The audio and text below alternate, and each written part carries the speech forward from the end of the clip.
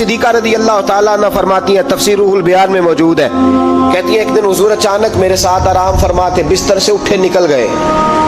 हमेशा नबी पाक अलैहिस्सलाम का तरीका मुबारका था, जब रात को तहज्जुद के लिए उठते तो कहते अबू बकर की बेटी हक तेरा है, वक़्त तेरा है, पर अगर तू इजाज़त दे तो मैं अपने अल्लाह को राज़ी कर लूँ।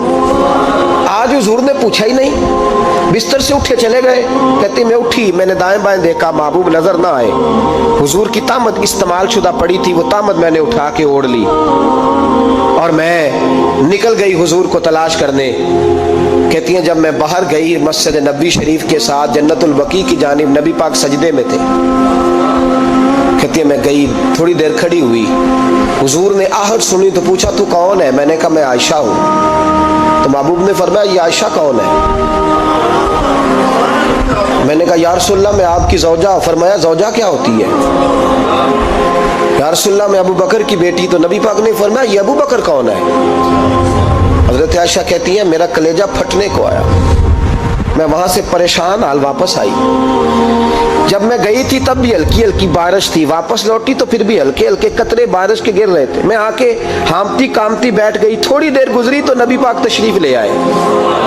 तो हुजूर सल्लल्लाहु ताला अलैहि वसल्लम ने मुझे परेशान देखा तो कहा आयशा क्या हुआ? कहा हुजूर आज वो हुआ है जो कभी नहीं हुआ। या रसूलल्लाह मैं परेशान हो गई। हुजूर अजीब बात है, मैं गई हूँ, आपने पूछा कौन है तो मैंने कहा मैं आयशा। का आयशा कौन? आपकी ज़ौजा। फरमाया ज़ौजा कौन? अबू बकर की बेटी। का अबू बकर कौन? और फिर हुजूर मैं गई हूं तो मेरे कपड़े भीग गए, आप आए हैं तो कपड़े खुश्क हैं, समझ नहीं आई। तो लफ्ज सुनो हदीस के, नबी पाक ने फरमाया आयशा ली माल्लाह वक्तुन, मेरा अपने अल्लाह के साथ एक वक्त होता है। किसके साथ?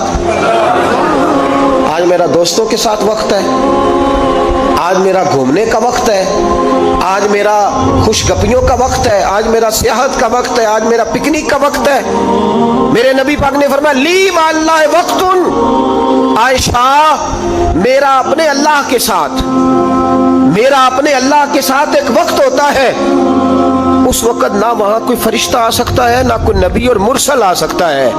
जब फरिश्ता और नबी नहीं आ सकते तो आयशा और अबू बकर कैसे आ सकते हैं? तो कहा या रसूलल्लाह फिर वहां होता कौन है? तो हुजूर फरमाने लगे एक मैं होता हूं, दूसरा मेरा रब होता है, तीसरा कोई मौजूद नहीं होता। उम्मत को दर्श दिया एक वक्त 24 घंटों में ऐसा लाया कर जिसमें तू अपने रब को दुखड़े सुनाए, जिसमें तू दुआएं मांगे, जिसमें तू अर्ज और नियाज करे, जिसमें तू अपने गुनाहों की माफी चाहे।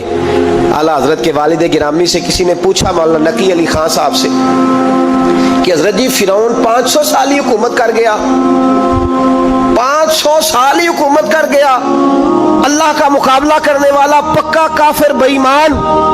तो आप फरमाने लगे मुल्ला रूमी की वो किताब पढ़ो मसनवी, जिसमें उन्होंने लिखा है कि जब सारी दुनिया सो जाती थी तो फिरौन उठ के मुसल्ले पे बैठता था, कहता था या अल्लाह माफ कर दे, रब तो तू ही है, गुनहगार बड़ा हूं पर मेहरबानी कर। रोज माफिया मांगता था तो रब करीम की कुदरत ने मोहलत दी कि रोज तौबा करता है, चलो एक दिन सच्ची भी कारी जाए तो अच्छा है। अल्लाह ने मोहलत दी।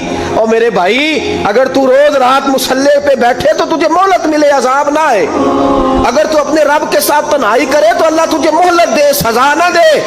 लेकिन हम ये वक्त निकालते ही नहीं, अल्लाह के साथ मैयत का हमारा मिजाज ही नहीं। तिरमिज़ी शरीफ में नबी पाक अलैहिस्सलाम ने फरमाया दुनियादारों को दुखड़े ना सुनाया कर, मालदारों के सामने रोने ना रोया कर, ये तुझे क्या दे सकते?